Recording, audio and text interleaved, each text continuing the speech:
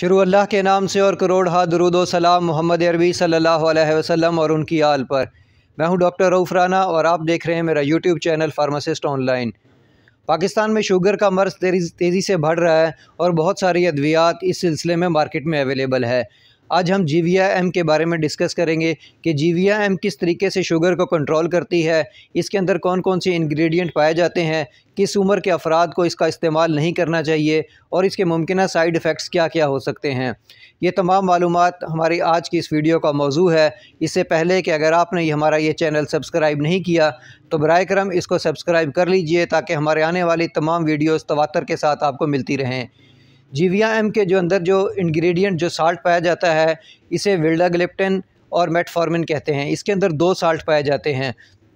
ऐसे मरीज़ जो पहले ग्लिम्प्राइड का इस्तेमाल करते रहे हों, जैसा कि एमआरएल या गैट्रिल वगैरह का इस्तेमाल करते रहे हैं और उनकी शुगर कंट्रोल ना हो रही हो, उसके अंदर जीविया एम का इस्तेमाल करवाया जाता है। या ऐसे मरीज़ जो इंसुलिन का इस्तेमाल करते हैं और इंसुलिन से भी उनकी शुगर सही तरीके से कंट्रोल ना हो रही हो, उसके अंदर भी इस दवा का इस्तेमाल करवाया जाता है।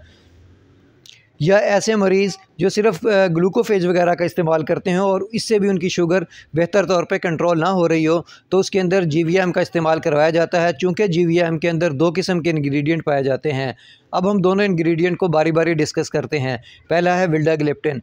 विल्डाग्लिप्टिन हमारे पेंक्रियाज के अंदर जाके एक्ट करता है और इसके अल्फ़ा सेल और बीटा सेल दोनों पर असरअंदाज होता है। इससे पेंक्रियाज जो लबलबा होता है वो इन्हांस होता है ताकि वो ज़्यादा से ज़्यादा इंसुलिन प्रोड्यूस कर सके और जिस्म के अंदर नेचुरली इंसुलिन की प्रोडक्शन ज़्यादा हो जाती है। जैसा कि आपको मालूम है, इंसुलिन की प्रोडक्शन ही शुगर को कंट्रोल करती है। दूसरी तरफ ये ग्लूकागॉन पर भी असरअंदाज होता है और ग्लूकागॉन की से जो शुगर बनने का जो अमल है उसको सुस्त कर देता है। तो इस तरीके से ये 2 तरह से काम करता है। पहले तरीके से कि ये इंसुलिन की प्रोडक्शन ही ज़्यादा कर देता है और दूसरी तरफ से ये ग्लूकोज या शुगर बनने की रफ़्तार को सुस्त कर देता है और बहुत ही कम कर देता है। इसका दूसरा जो इंग्रेडिएंट है वो मेटफॉर्मिन है। मेटफॉर्मिन आमतौर पर ग्लूकोफेज वगैरह में पाया जाता है, लेकिन ये जीविया एम में कम्बिनेशन के साथ मौजूद है।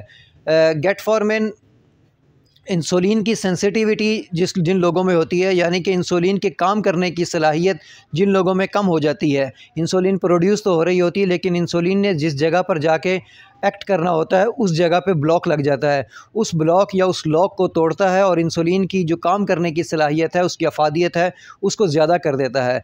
दूसरी तरफ यही मेटफॉर्मिन बड़ी आंत के अंदर और छोटी आंत के अंदर शुगर के जज़्ब करने की जो सलाहियत है वो कम से कम कर देता है। जब हम खुराक के ज़रिए कोई शुगर लेते हैं वो आंतों में खून में जज़्ब हो जाती है। ये मेटफॉर्मिन खून में शुगर को जज़्ब करने की जो सलाहियत है उसको कम से कम कर देता है। इस तरह ये भी 2 तरीके से शुगर को कंट्रोल करता है।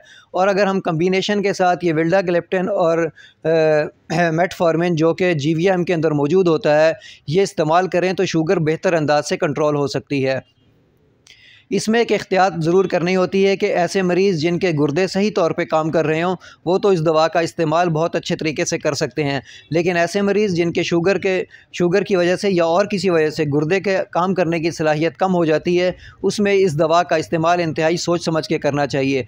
और ऐसे मरीज़ जिनमें गुर्दे के काम करने की सलाहियत बहुत कम हो जाती है, यानी कि 35 GFR से कम हो जाती है, उसमें इस दवा का इस्तेमाल नहीं करवाना चाहिए। और ऐसे अफराद जिनकी उम्र 65 साल हो चुकी हो या 65 साल से ज़ायद हो चुकी हो, उनमें भी इस दवा का इस्तेमाल नहीं करवाना चाहिए, क्योंकि इस उम्र के अंदर गुर्दों में काम करने की जो सलाहियत है वो कम से कम हो जाती है। अगर हम इसमें मेडिसन का एक एक्स्ट्रा बर्डन डाल दें, एक्स्ट्रा लोड कर दें, तो गुर्दों के काम करने की सलाहियत मुतासिर हो सकती है।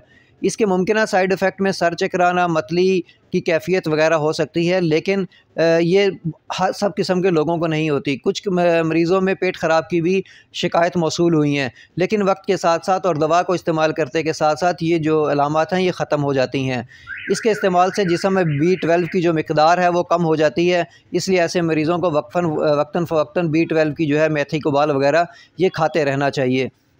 मुझे उम्मीद है कि आपको हमारी ये वीडियो पसंद आई होगी। अगर पसंद आई तो इसे लाइक और शेयर ज़रूर कीजिए। अल्लाह आपको और आपके तमाम अहले खाना को बेहतर सेहत अता करे। अल्लाह हाफ़िज़।